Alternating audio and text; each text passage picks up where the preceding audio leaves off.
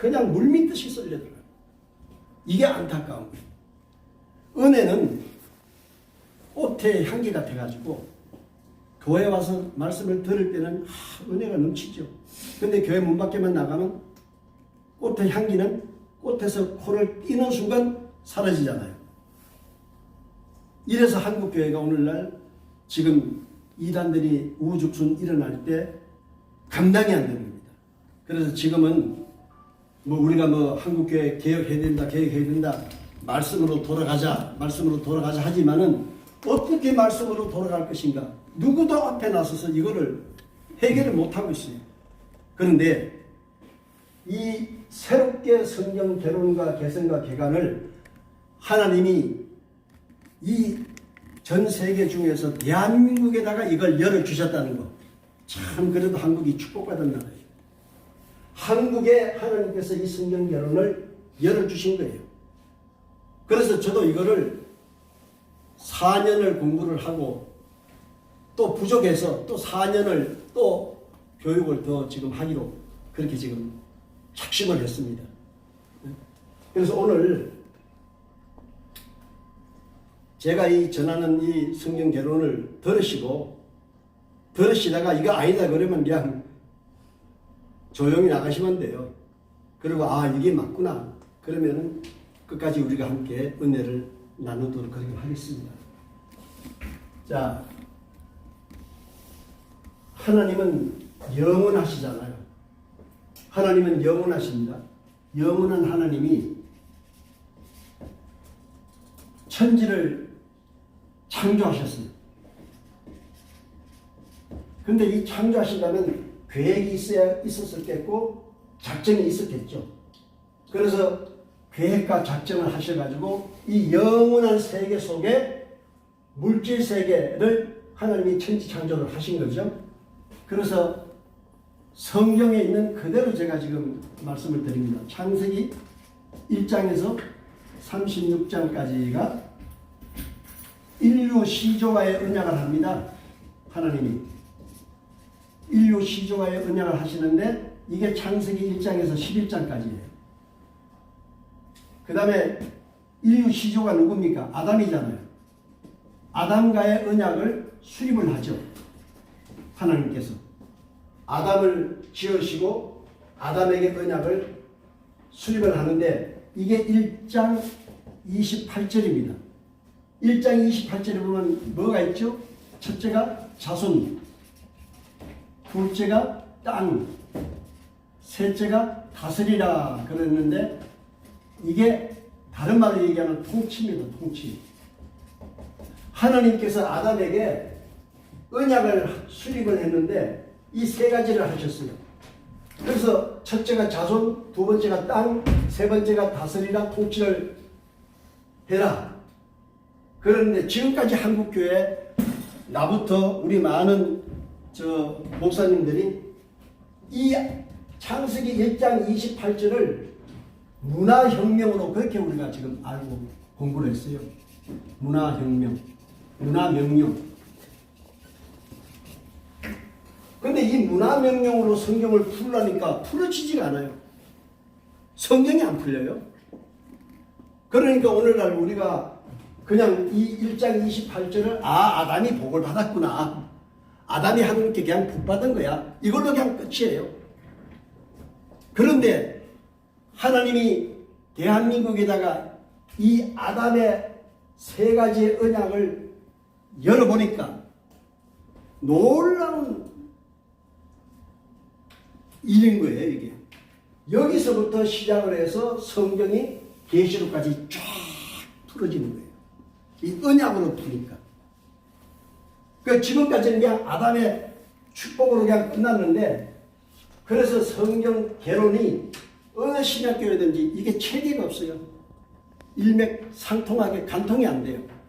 그래서 하나님께서 우리 한국에다가 이 언약 개성을 다시 열어줬는데 이제 제가 그걸 설명을 드리는 겁니다.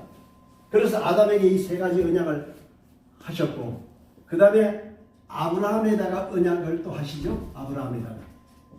이게 창세기 12장입니다. 갈대 울어서 부르시죠. 그래서 언약을 하십니다. 아브라함과. 그 다음에 아브라함의 아들 이삭과 야곱에게 이 언약을 계승을 시킵니다. 이 아브라함이. 그래서 아담에게 준 언약을 아브라함에게 또 언약하시고 아브라함에게 언약한 언약을 아들과 손자들에게 계속해서 언약이 계승되어 내려가는 거예요. 이게 성경이에요. 그래서 이게 36장까지 성경에 딱 기록이 되어 있죠. 그리고 창세기 37장에서 민수기 30장까지가 이제 첫 번째 언약한 이 자손 언약이 여기서 성취가 됩니다. 자손 언약이 여기서 성취가 돼요. 그러면 어떻게 성취가 되느냐? 생육과 번성이 돼야 되겠죠? 생육과 번성. 이게 애국 고센에서 이루어지잖아요. 애국 고센에서. 이게 창세기 37장에서 출애굽기 10장까지 생육과 번성이 완전히 끝납니다. 그런데 우리가 이 부분에서 이 생육과 번성을 하는데 하나님이 누굴 쓰시죠? 야곱의 아들 요셉을 들어서 써요. 그 요셉이 부름을 받아가지고 이 자손 번성을 위해서 하나님께 부름을 받아가지고 애국까지 내려가는데 우리가 야곱이 국무총리가 된 것, 축복받은 것, 그것까지 우리가 얘기하고 말잖아요. 근데 그 다음에 들어가 보면 하나님이 요셉을 이 아담에게 언약한 자손 언약을 성취하기 위해서 하나님이 요셉을 부르신 거예요. 그 사명을 요셉이 한 거예요. 그래서 생육과 번성을 고센에서 했는데 37장에서 출애굽 10장에 끝나고 이렇게 번성을 해가지고 자유와 해방을 시키죠. 해방을. 이게 6월절 출애굽이죠. 6월절 출애굽. 요거는 출애굽기 11장에서 18장까지입니다. 그러니까 번성을 시켜가지고 이제 출애굽 시키는 거 아닙니까? 여기에 또 모세가 쓰임을 받는 거예요. 모세가 미디안에 가서 40년 동안 훈련을 받고 하나님이 떨기나무 가운데 나타나가지고 모세에게 사명을 줘서 애굽에 보내가지고 요셉을 통해서 번성을 시킨 이스라엘 민족을 모세가 그들을 이끌고 데리고 나오는 거잖아요. 그리고 데리고 나와가지고 시내산에서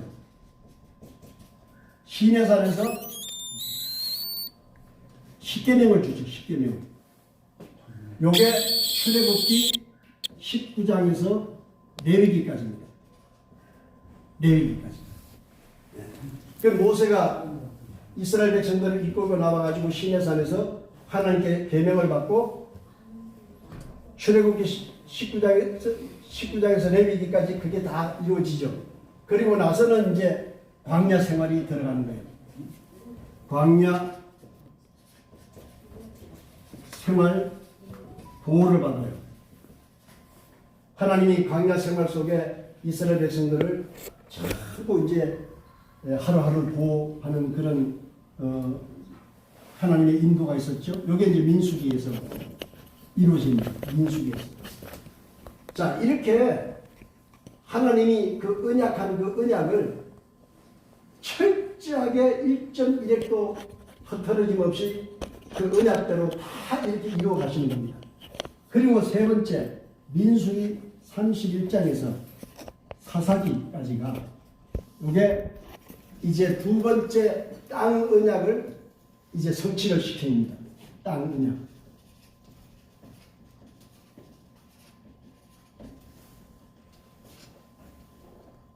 그러면 어떤 땅이냐?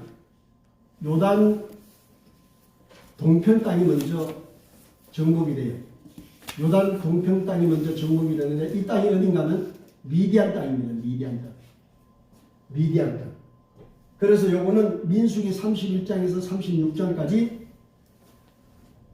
미디안 땅을 정복을 해버리는데 이 미디안 땅이 어딘가 하면 이 요단강이 이렇게 흐르면 여기 갈릴리가 여기 사이가 있잖아요. 그러면 이 우쪽 편이 이게 미디안 땅입니다. 이게 동편입니다. 서편 땅이 이게 가나안 땅이에요. 근데 이스라엘 백성들이 광야를 신광야를 돌아서 바른 광야를 돌아서 또 수르 광야를 돌아서 40년을 광야 생활하고 여기 오잖아요. 미디안 땅. 미디안 땅까지 왔는데 이 미디안이 이스라엘을 그냥 두질 않아가지고 결국 싸움이부터 전쟁이 일어나요. 그래서 이 미디안 땅을 치는 겁니다. 이 미디안이 어느 족속인가 하면 창세기 25장에 보면 아브라함이 마지막 장가가요. 그 부인이 그두라라고 하는 여자한테 6 아들을 낳습니다. 또 아들을 낳고 보니까 걱정이 이만저만이 아니에요. 왜냐?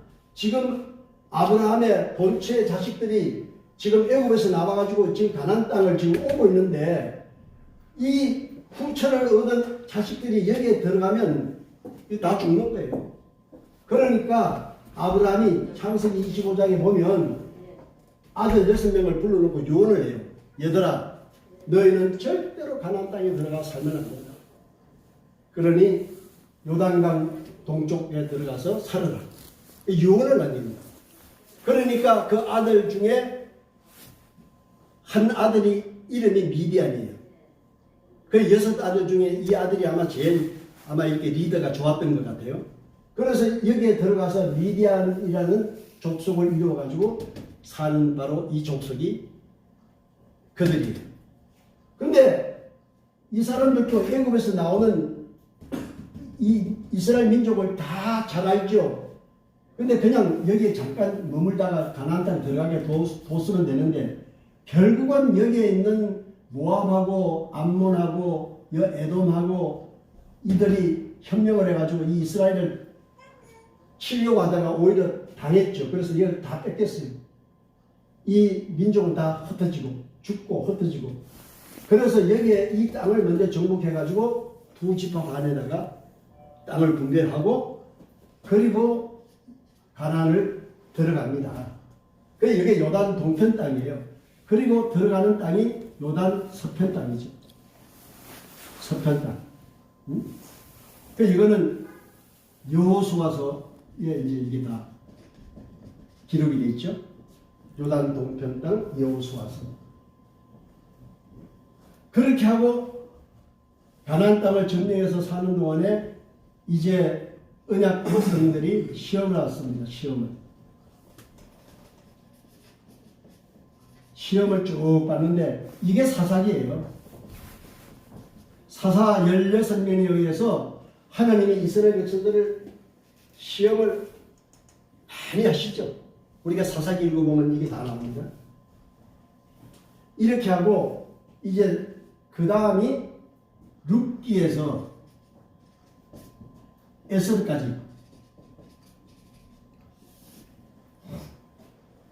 에스더까지가 이제 마지막 3번째 언약, 통치 언약이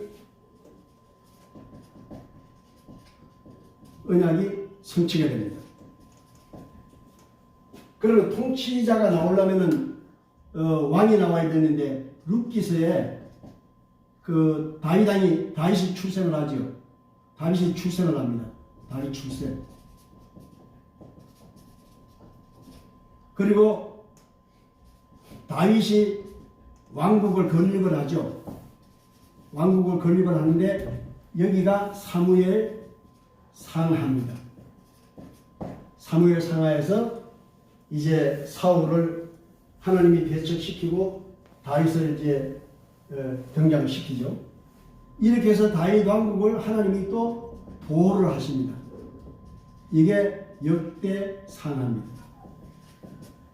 그리고 나서 어떤 사건이 터지는가 하면 이탈 왕족 멸망을 하죠. 이게 열왕기 상하에서 이루어져요. 그러니까 이탈 왕족은 누군가 하면 솔로몬이 자기 아들 르호보암을 왕으로 계승을 시켰잖아요. 이때 르호보암 때 어떤 일이 벌어지는가 하면 남북이 갈라져요. 남북이. 그래서 여기에 북이스라엘이 생기고 이 북이스라엘을 창건한 왕이 여로보암입니다. 여로보암이 이 북이스라엘을 창건하고 남쪽은 그대로 남유다가 된 거죠. 그래서 이제 이렇게 나갔는데 북이스라엘이 하나님을 뭐 나쁜 말로 얘기하면 배반한 거죠. 배반해가지고 나가서 결국은 이 북이스라엘이 멸망을 당합니다. 어디에서?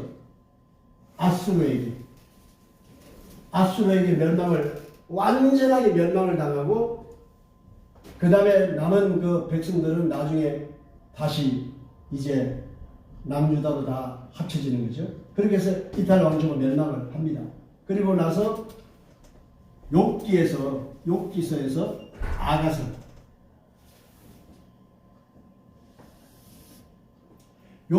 아가서는 이게 이제 시가서라고 그러죠. 시가서. 이게 이제 찬양 언약이 성취되는 거예요. 찬양 언약이 성취. 이사야 43장 21절에 보면 이 백성은 내가 나를 위하여 지었나니 나의 찬송을 부르게 하려 합니다. 이 시가서가 대단히 이게 중요합니다. 그래서 욥은 하나님의 전능성을 찬양을 해요. 어떤 찬양이냐? 흥하고 망하는 것이 하나님께 있다. 이걸 욥이 찬양을 합니다. 그 다음에 시편은 신실성을 찬양을 해요. 이게 무슨 얘기인가 하면 한 번 언약한 하나님께서 반드시 성취해 하시더라. 이 시편이 바로 그거예요. 1편과 2편에는 하나님 우리에게 언약을 주세요.